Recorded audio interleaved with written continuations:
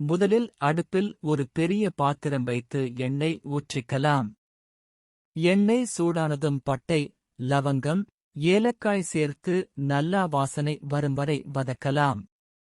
அதில் நறுக்கிய வெங்காயம் சேர்த்து தங்க நிறம் வரும் வரை ஃப்ரை பண்ணிக்கலாம்.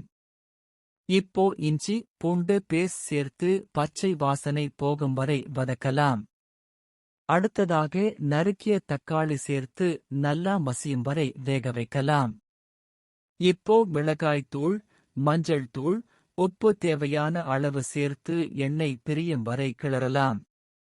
பிறகு சிக்கன் மட்டன் உங்களுக்கு வேண்டியதா சேர்த்து நல்லா மசாலாவுடன் கலக்கலாம். தேவையான அளவு தண்ணீர் ஊற்றி கொதிக்க விட்டுக்கலாம். தண்ணீர் கொதிக்க ஆரம்பிச்சதும் ஊற வைத்து பாஸ்மதி அரிசி சேர்த்து மெதுவாக கலக்கலாம். மூடி வைத்து மிதமான தீயில் டம் வைத்து வேகவிட்டா சுவையான பிரியாணி ரெடி.